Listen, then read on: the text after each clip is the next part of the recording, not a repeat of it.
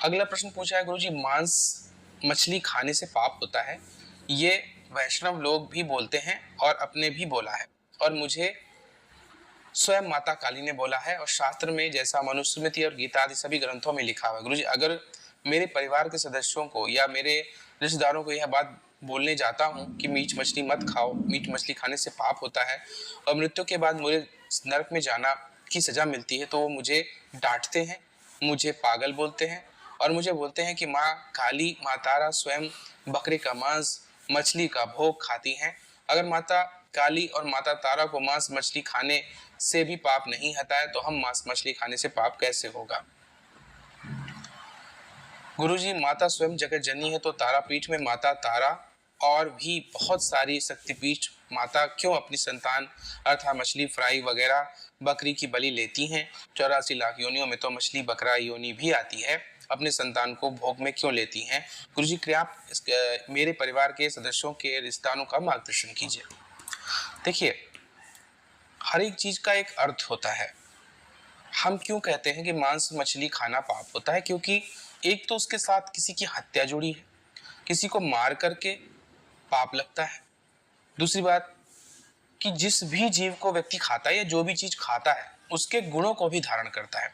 अब किसी ने अगर मांस या मछली खाई है, बकरे को मान लिया खाया है, तो बकरे के गुण उसके अंदर आएंगे, यानी कि अब उसके अंदर कामुकता बढ़ जाएगी, उसके अंदर मैं की भावना बढ़ जाएगी, अर्थात वो अहमी व्यक्ति होगा, वह लड़ाकू व्यक्ति हो जाएगा, वह व्यक्ति किसी को अपने आगे कुछ नहीं समझेगा। मछली खाने वाले का भी वही स्थिति होगी, क्योंकि जो मछली दूसरी मछली को बड़े आराम से खा जाती है, तो मछली खाने का जो गुण है उसके अंदर भी आएगा। रही बात माता काली, माता तारा इत्यादि, तो पुराने समय से क्या चला आ रहा है कि देवी ने जब असुरों का वध किया था, तो वो रक्त पीने लगी, सबको मारने लगी, सबको खाने लगी। उस दौरान उनकी जितनी भी योगिनी शक्तियां थी उनके जैसी, उनकी अंश रूपा, वह सारा भोग कर रही थी, और उनके नीचे स्तर में ये शक्तियां नीचे स्तर तक, पिशाचनी तक जाता है ये स्तर, और पिशाचनियों से भी नीचे भूत प्रेत की अन्य श्रेणियों तक ये प्रक्रिया जाती है, क्योंकि सारी शक्तियां माता के ही अधीन है। अब समय में जब लोगों ने साधना की तो माता को सिद्ध नहीं कर पा रहे थे, तब उन्होंने तामसिक रास्ता अपनाया, तांत्रिक तरीके में, कि माता को तो असुरों का जब भोग दिया जा रहा था, तो माता प्रसन्न होकर के सारी शक्तियों के साथ प्रकट हो गई थी। चलो हम ये भी करके देखते हैं। तो तांत्रिकों ने क्या कार्य किया कि उन्होंने मांस, मदिरा इत्यादि चीजें देनी शुरू कर दी।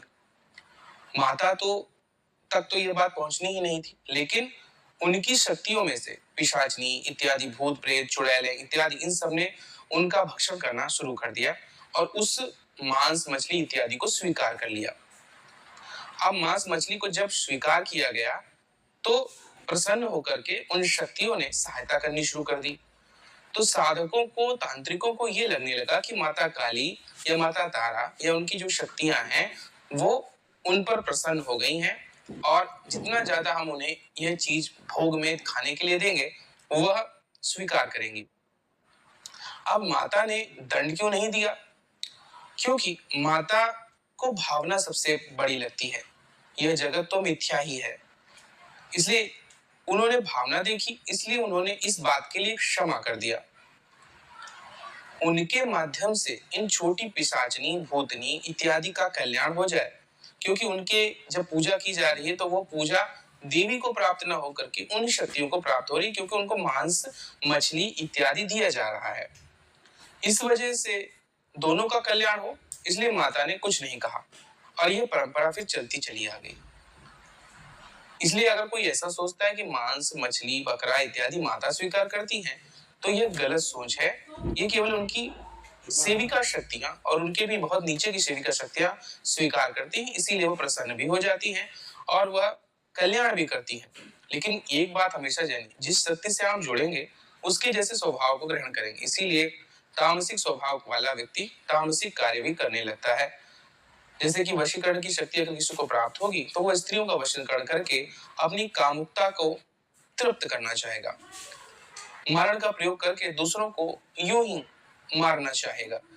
तो ये क्यों आ रहा है? क्योंकि एक तो वो गलत चीजें कर रहा है, गलत पाप कर रहा है, पाप को करने के बाद में पाप को खा भी रहा है और भोग के रूप में जिन शक्तियों को जागृत कर रहा है, जो कि समझ रहा है कि माता है, माता ना होकर माता की बहुत छोटी अंश शक्तियां हैं जिनकी वजह से उसका कल्याण हो जा रहा है, यह केवल एक भ्रम मात्र है। क्योंकि इससे माता प्रसन्न कहीं भी नहीं हो रही हैं, वो शक्तियां प्रसन्न होती हैं क्योंकि माता भावना देती है, इसलिए दंडित नहीं करती हैं। बस इतनी सी बात है।